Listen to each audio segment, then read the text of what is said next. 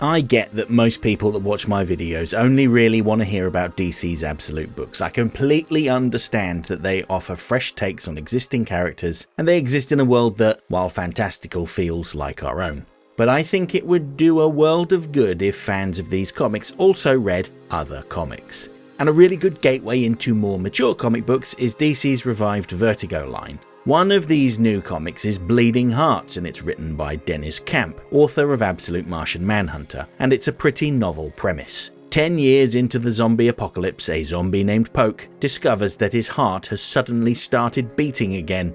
Now the thing with this beating heart is that it's not so much that Poke is coming back to life, he is still a zombie through and through, it's more symbolic of independent thought returning. The beating heart can be read as the return of individual conscience within a society built on collective identity. Politically, it suggests what happens when someone inside a movement begins to question the group's assumptions instead of simply following them. And in that sense, the heartbeat represents dissent, reflection, and the uneasy role of independent thought within any mass movement. While civilization as we know it no longer exists, the zombies have built their own society. Names are assigned based on actions. Poke's full name, for instance, is Mouse Pokes Golf Ball Out of Head Hole, and they can change based on a zombie's actions. And while they speak a language, only they can understand it. To humans it sounds like grunting and groaning, and to them, humans sound shrill, almost bird-like. So there's a very clear distinction between the old world of humans and the new world of zombies. While most zombies don't give the old world much thought at all, outside of the rare instances of human sightings, Poke is secretly distraught and feels guilt over his kind killing 10 billion humans. So when he stumbles upon a wounded woman and her young daughter, he feels compelled to protect them. He locked them away in an abandoned high school gym and brought them supplies, which is pretty odd behaviour for a zombie. The child, named Rabbit, recognises his friendly behaviour and wants to believe that he is good. Her mother, meanwhile, is more cynical. She has lived through the apocalypse and has lost all of her loved ones, so quite understandably, she doesn't believe that Poke has been looking out for them. No, he must be trying to fatten them up before eating them later on. So after Poke locks them in the gymnasium, Mama plots their escape.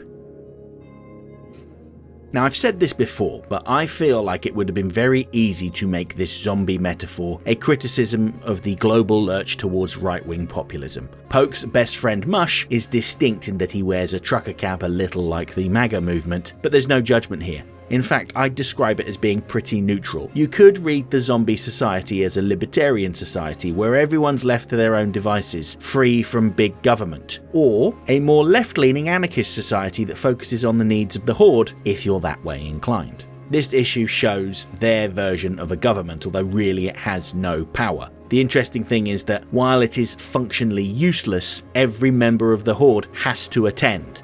The two figures at the centre, skin flakes off like permanent personal snowstorm, and bird's nest in head and crown of crows above, debate the sentience of humans. Flakes argues that they have limited sentience like any other animal, while Nest says they have none at all, they are merely vessels, presumably until they become zombies. I'm quite amused by how they spend so much time arguing about a marginalised minority's right to exist, much like so much of our current political discourse. Plus ça change, eh? Poke notes that these two don't really have any power or authority. Nobody does. But everyone is still expected to listen to them for reasons that no one can explain. Oh, the biting satire. Once the meeting's done, the Horde resumes their search for the last of the survivors. Mush notes that he can still smell them, so they must be close, while Poke passes it off as a side effect of them spending so much time looking around Bethlehem Gardens. At the same time, Mama and Rabbit have escaped by using a hastily thrown together lever and a bit of gravity. However, by the time they get out, the Horde has descended on the suburbs. They are massively outnumbered and have nowhere to go. The situation is so dire that Mama turns to her last resort. She plans to spare Rabbit from the fate her father Solomon received, being eaten alive, by blowing her brains out with their last remaining bullet. And yes, that's a horrible fate for the both of them. But some would argue that sparing her daughter from the pain of being torn limb from limb and then shambling around for decades to come, whilst damning herself to that very same fate, as the ultimate act of love. But Poke intervenes, holding up Mama's discarded shoe, saying that he'd just seen them, he'd almost caught them, but they got free. He directs the Horde away from Mama and Rabbit, who look on with very different reactions. Rabbit is overjoyed. The little boy zombie with the flower growing out of his head is good, and he wants to help them. Mama will not even entertain the idea. With the Horde now past, she and Rabbit return to the gymnasium and hold up while they come up with a different plan.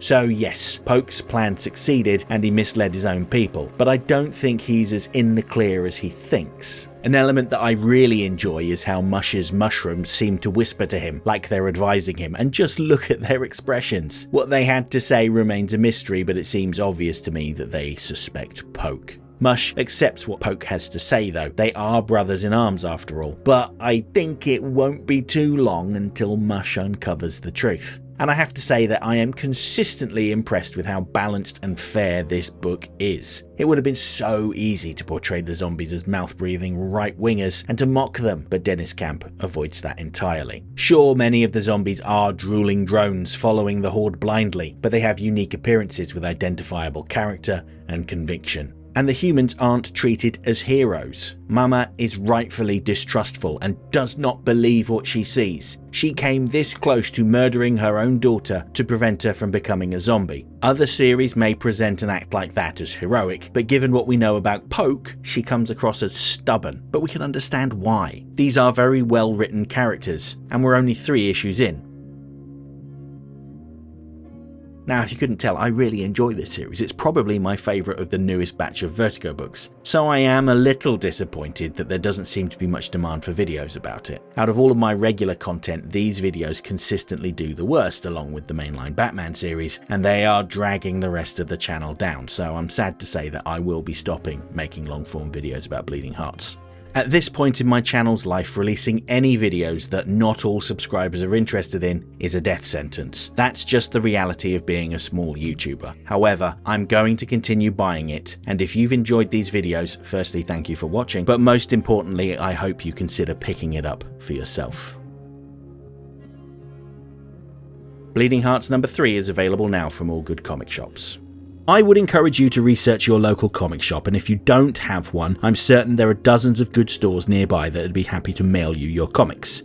If you're opposed to the idea of cluttering up your home with comic books, then you can get this one digitally from places like Amazon as well as Neon Ishiban. Personally, I prefer physical comics, but I do like the convenience of having thousands of comic books accessible from my phone, but you do what works best for you. Only a small update on my physical collection this week. I gave in to my curiosity and picked up the first 7 issues of the new 52 Lobo series, mockingly referred to as Twilight Lobo. But I can't quite bring myself to read them all. Needless to say, after reading the first issue, I see why they scrapped it. Next time.